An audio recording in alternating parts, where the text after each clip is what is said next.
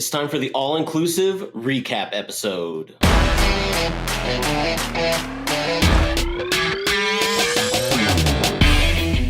Welcome back to another episode of HeyUSA. My name is Nick Garcia, senior reporter at PlayUSA, and with me, as always, is Brant James, lead writer of PlayUSA. Brant, it's, people are going to listen and watch this episode the first Friday in June, but this is the recap episode where we talk about everything that happened in the month of May and, kind of just throw everything in, make sure that people know what's happened in the world. Jumping right off the bat, what's one thing that you enjoyed of the month? Well, Maine and Me was like a delicious Oreo cookie. And follow me on this. Okay. The month started with that delicious brown, crispy outer cookie of Rich Strike winning the Kentucky Derby at 80 to 1 80 shot. to 1, yeah. Crazy. Starting the month. The month of May for me is always about the two great races in the U.S. Yeah. And the month of May ends with Marcus Ericsson, a fine Swedish lad of Formula One pedigree, had a good race, benefited from some really big mistake by teammate Scott Dixon at the end of the Indianapolis 500 to win that race at an 18 to 1 clip. So to me, it's always the bookends of that, but some long shots there, some things you didn't expect, just a nuts month. And of course, in the middle, you get that gooey white stuff that no one really liked. But you get that crisp cookie on the top, and you got that crisp cookie on the bottom, and that lardy stuff in the middle. Look at you painting big picture, because I would have thought it was something else, but that is a beautiful way to think about it. Yeah, you start with the race, you end with the race, and that's what May's about, right? Absolutely. Now I'm hungry. Can you use some milk? Where's my milk? Yeah. Where's my milk? Drink your milk. The Rich Strike stuff was pretty good. I guess we could jump into Kentucky a little bit, because how great would it have been to be able to place that bet from anywhere in Kentucky, not be able to happen because they didn't pass sports betting this year. Yeah. But one state that did in the month of May was Maine, who happened to pass a sports betting bill. Now, that bill, we won't dive too much because we got a lot of topics to go through. But that bill basically gave sports betting to the tribes there in Maine, and it froze out the two casino players in the state, which are Penn National Gaming and, drumroll, Churchill Downs. So they can only offer, it's looking like retail betting. They might be able to apply for a license, people come in person, place bets. But as for mobile sports betting, that will be completely 100% tribal dominated, which is a win for them. Because as we know, being in the industry, how important mobile is. It's 85% of betting, maybe even 90% of betting in some states. So it's a pretty key element there in the state. Yeah, that's great news for the 12 residents, 5 bears, and 3 moose in Maine. So it's good to see that spread around. Keep those dollars, getting taxed by the fine folks to build those nice roads covered in the snow. It's also good to see the tribes, get a piece of that. The commercial operators nationally, obviously, want to be invited in, no matter how big the pie is. But if I recall, there was also some problems with how the tribes in Maine had been recognized, and through working through this, maybe they're going to get more of the sort of deals that you see with tribes in Florida or Arizona or a lot of other places where the tribes in Maine had not been able to reap that. Yeah, they were able to tack on things like tax rates and, how they can govern themselves and, good things that will benefit them moving forward. Ultimately, when it comes to gambling, though, they won big in that they get to control all of the mobile aspects of sports betting. Well, that helps us fill in that it always goes in little mushroom fields of sports betting. So you got Maine up there. Don't have Vermont. You got New Hampshire. You got Rhode Island. New York's kind of over here. Connecticut holding up the bottom. It's almost filled in up there. Almost filled up. Oh, Massachusetts. Oh, there's that one tiny state I called. I forgot called Massachusetts. They're going to work that out. They will eventually work that out. They're taking their sweet ass time, but it'll come around. It'll come around. If only there was a massive gambling company headquartered in Boston that maybe could spearhead. Oh, there already is. DraftKings. Never mind. Oh, yeah. Good segue into DraftKings. Another big thing in May was, not going to bore you, eyes might gloss over, a lot of companies reported financial earnings, which, always come through. Brant, let me hold with me for just 2 seconds. It's going to be quick. The big winners were companies like DraftKings and Penn National and newly minted Light and Wonder, who reported earnings. We always want to know how those companies are doing, if they're going to go bankrupt anytime soon, if they plan on buying out smaller companies and becoming big behemoths. Luckily enough, DraftKings did none of those things. They're still a solid company. They're still the big thing for DraftKings is they finished their merger with Golden Nugget Online Gaming, which is the casino aspect of Golden Nugget. They absorbed them. They took them over. Basically, DraftKings says now we have a bigger reach. We can get those. Before, for sports betting in fantasy sports, they said it was more a male-dominated, aspect. Now with online casino, they said now it's more of a 50-50 split between male and female, which is what they were trying to go for. So good for them. Got a new company. They got this big casino arm. They got all those players that were playing Golden Nugget. DraftKings continues to grow. Interesting. Well, let's re-segue with DraftKings through the Golden Nugget mention there. One of my favorite things that I did this month, near the end of the month, continuing our series on the Metaverse. You may be living in there right now. Maybe you somehow pulled this podcast in there and you and your avatar are just sitting on your big cushy digital couch just watching us and wishing that we were furry cats or space aliens or whatever. Let's not get too deep into that. But one of the topics that I had a fun time exploring was, are terrestrial, real retail gambling companies, casino companies, going to eventually delve into the metaverse and join the likes of Decentral Games and BetU and almost 100 of these companies using crypto? Are companies like, DraftKings / Golden Nugget now, Win, Ballys, are they going to eventually be there? And the holdup, the complication is always going to be what legal tender is, because states haven't adopted crypto. And we forget, right now, I live in Florida and there is no legal online gambling, casino. I can go online right now and I can play Decentral Games. I can play ice poker there because the laws just can't catch up to it. There's only 6 states in the United States that have legalized online casino gambling, and this is just another thing for lawmakers to wade through and to try to figure out how to police. It's going to be fascinating. So go down there in the link and click that. Hopefully your eyes won't glaze over. It's an interesting topic because there's so much going on with the metaverse. But as far as this industry goes, it's a big deal. So you're telling me that there in Florida, you may not be able to go out and play poker in your real world setting, but the minute you jump into the metaverse, just strap on those Oculus goggles, lean back in your chair, you're playing some poker? Yeah. Because you don't even need Oculus. I'm going to get some because Father's Day is coming. But you don't even need Oculus goggles for some of these. You don't need it for Decentral Games.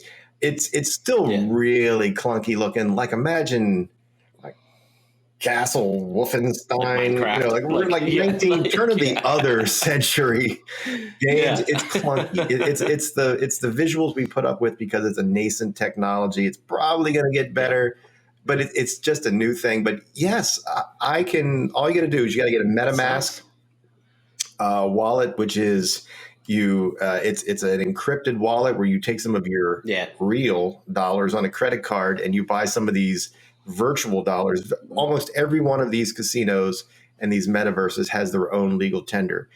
In the case of Decentraland, it's called Mana. I don't know. You can watch it going up and down. If you have if you still even dare to open your Coinbase anymore, you can see what that's worth. You use your real dollars to buy some of those dollars.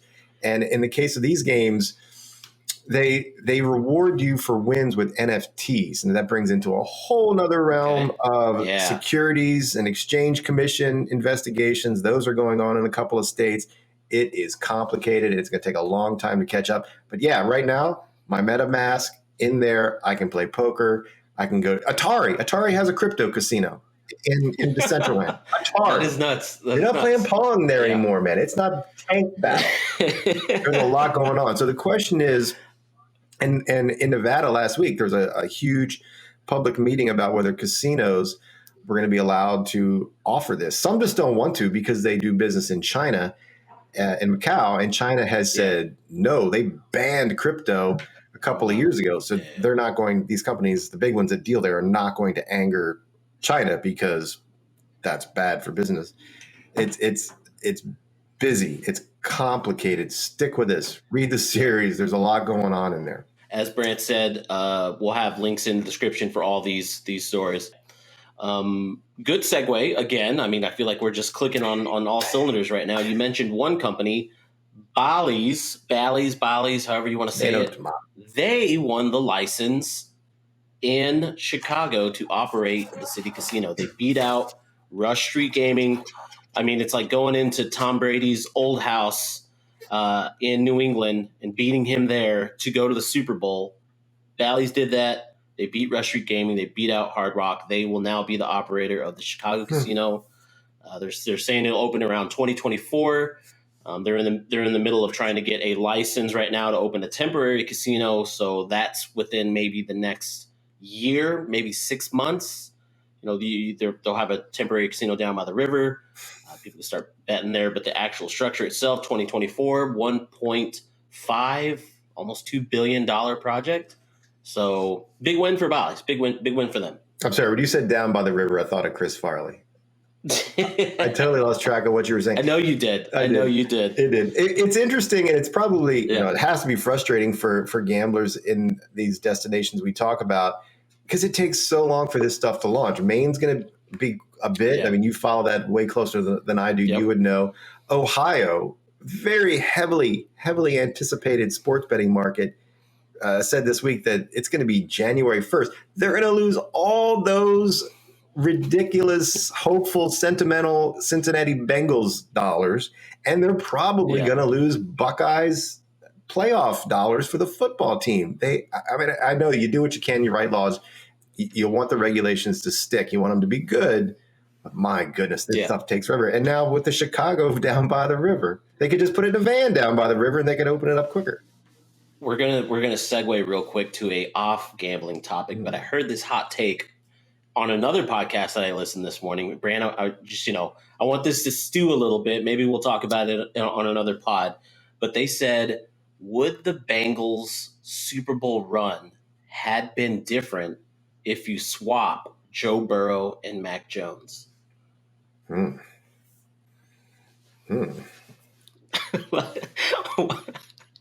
Yeah. Like what? You think so? Yeah, because they're different quarterbacks. Mac Jones has just got to be a caretaker. He's got to fill the Brady role, the younger Brady role, where you don't mess up, you dish it around. But Burrow, he was taking shots. But now are the Patriots back in the Super Bowl with Joe Burrow? Like, that's also the thing too. Is like yeah. Well, the wide receiving core is not as explosive as the Bengals. So you just broadened the question. You just went from an A B to an essay. Okay. Yeah. We'll touch back on, but that the entire drive, I didn't listen to the rest of the pod. That just stewed in my head, and I was like, huh. I wonder if that. Yeah. Anyways, moving on. Yeah. What else you got? Maybe the most important nonsense story of the month was Jock Pederson and Tommy Pham. Sort of gambling. Well, it's sort of gambling. It's fantasy. You're putting money in. You're making decisions. You're trying to work this out. We don't have to explain to you what happens. Pederson made a move that probably everyone in the world has made in fantasy sports. It pissed off Pham. He's since called out Commissioner Mike Trout for being this feckless bastard. And now Trout's like, well, maybe I'm not going to be the commissioner anymore. Yeah. Like Manny Machado was in this. This was a high-powered thing. Then you got the whole, ancillary thing about the gift that pissed him off. I don't care about that. The fantasy league part is, and there's a couple things. First of all, this is going to generate a lot of fantasy league names for the fall. I'm thinking that number one in the clubhouse is going to be Jock Slaps. I think there's going to be so many Jock Slaps football teams. And you got Pham, we are family for like the really old people in your fantasy league. I think it's going to be great. But you actually ran the work fantasy league and did a phenomenal job, except for that massive, inexcusable error of not paying out some money to the regular season champ. But I think we should change that. Let's do that. Yeah. You better not. Oh yeah. See, I don't even want to get into whether you change that or not. No. All right, Commissioner, what do you think on this? Because you have held those reins of power. The reins of power are very hard when it comes to, managing just work employees was stressful at sometimes. I could only imagine Mike Trout having to manage other superstars much like himself. And there has to be a part where that slap happens. They mentioned fantasy, and then Mike Trout's looking at his phone, and he's like, "Oh shit!" It's like they're about to start asking me questions. If you don't know what we're talking about, just Google Jock Pederson slap.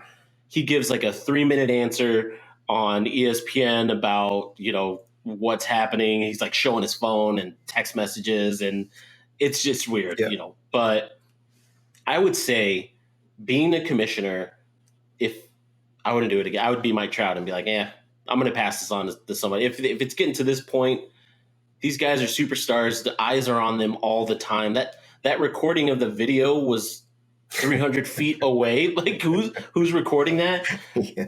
Regardless, I'd be like, I'm out. I'm done. But for me, I'm staying in power. I'm going to run this fantasy league until they kick me out. It's me. Yeah, well, you kind of dodged the question, but I'm going to move on. See, there's a couple things here that I liked about this. First of all, the nonsensical, absurd nature of this was so underscored by one of the interviews that Pederson did, and really great interview. Thank you for that, Jock. He's standing there wearing a backpack and a hat cocked to the side, like he's waiting for the school bus in 1952 or something. And the other one, he's got the mop is all going over the place, and he's just got this. I've never talked to him, but he's just got this weird childlike tone, and it was just perfect for how absurd that was. But as far as the move, the website, I think he said later, was ESPN. The website allowed them to do it. They could have changed that, but the website allowed them to do it. And I went back and I talked to, please don't let me butcher his name, Abib Agtaboda. I did a story on him last year. Check the link. Okay. He's one of these fantasy league whales. He's won like almost $1 million in these high dollar fantasy leagues. So he knows what it's like to play for big money. He's like, technically not wrong, but they still could have just had a vote and changed it if they wanted. It would have pissed off Pederson, but they could have fixed it. But we've all done it. Like, we've all had a guy, if you can move him to IR and stash somebody, you're going to do it. I mean, I did it in 2 different leagues last year. I grabbed Michael Thomas from the Saints. Didn't work out. He never came back. And in my Yahoo league, as soon as Derrick Henry got hurt and he got cut, I picked him up. And I was like, come on, man, stem cells, hyperbaric chambers, do whatever you need. Come back before the playoffs. Didn't work out either. But yes, absolutely you're going to do it. Even Matthew Berry has come out. CBS took a high horse and said he shouldn't have done it. But Matthew Berry said it's fine. So it's fine. I think that's why these contingencies in these fantasy sports apps are there. If you don't like a trade, there's a contingency that you could put in that says so many people in your league have to vote on it, and they could veto the trade. Yeah. That's also part of the commissioner. The commissioner has to be aware of these things, put in these contingencies, plan for everything. You're not just clicking buttons. You're mapping out people's structures. Who's going to do this? Who's likely to do that? And the IR thing too, much like you said, I've done it. I've done it before. I'll do it again. It's strategy. It's part of the strategy. It's part of what you do. I mean, fantasy football, we're going to going off topic a little bit, but it is a strategy game. It's not just putting people in your lineup. It's like planning down the road. Okay, if I can get this guy on the IR and just stash him there, like you said, that's a strategy move. That's a strategic move that'll benefit you in the long run, because at the end of the day, it's all about winning a championship. Exactly. And you have to cut a guy to activate the guy you put on IR and stash if he ever comes back. Like in my Yahoo league, one nay vote can veto any trade. So you know what that means? No one ever makes a trade in that league. Because I'll veto that just to be an ass. Like, nope.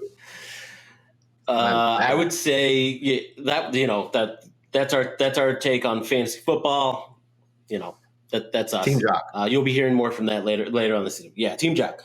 I would say my one nonsense story of the month was I wrote this thing on tailgating at a White Sox game versus tailgating at a Cubs game. And I would like your opinion and your thoughts on this, Brant. But if you're tailgating, you actually need a parking lot to tailgate in.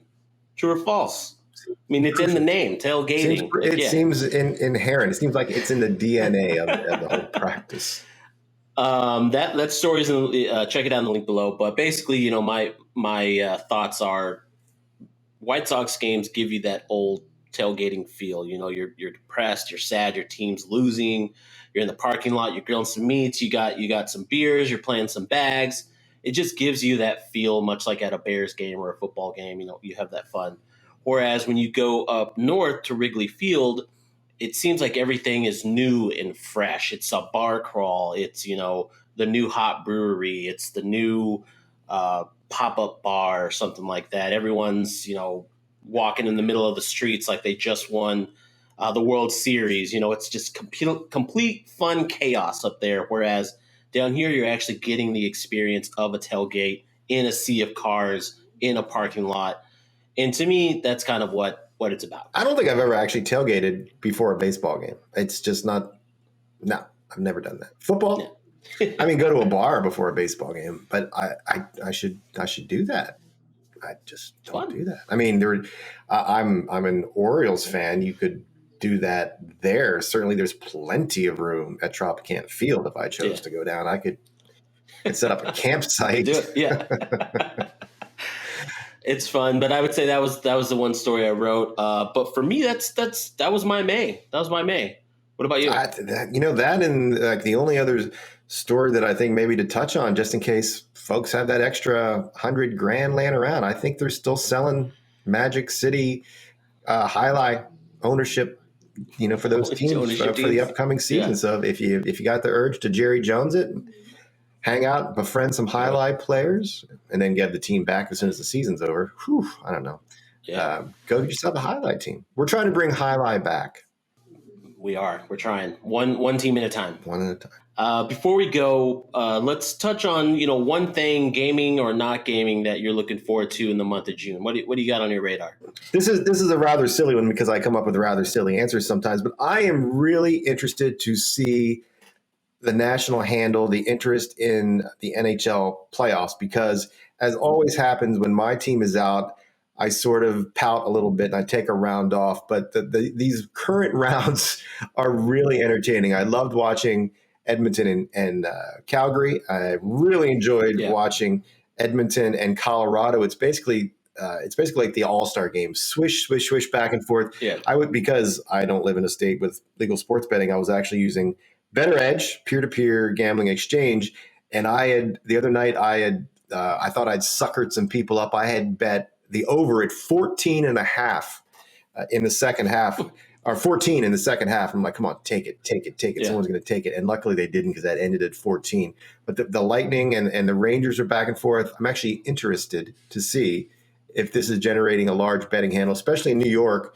And if all those emotional Rangers fans are just hammering their apps as they watch the Rangers do very well. I'll piggyback off that and kind of see, I'd like to and see how the Canadian market's doing, especially with hockey, because as soon as that ends, I'm going to see if they're actually going to be interested in something like baseball, which will be the last sport before we start kicking into spring training and stuff like that. I would say one non-gaming thing is I'm a Celtics fan. You know that. We made it back to the finals. We get the Warriors. We get Silicon Valley versus blue collar Boston. It's gonna. Is Boston really blue collar anymore? To me, it is. All right, you keep that in your head, because I just think that. All right, you have that. Yeah, those are things we're eyeing. I don't know. I believe that's the show for May. Would you say, Brant? I feel like my lower teeth have gotten through that bottom cookie, and we have completely cut May in half. All right. We're actually going to be taking a break next week. Brant's going on a little vacation. I might take a vacation myself. We'll be back in 2 weeks with another episode. But till then, full catalog's up. Go give it a listen. Go give it a watch. Like, follow, subscribe. And we will see you guys in a week.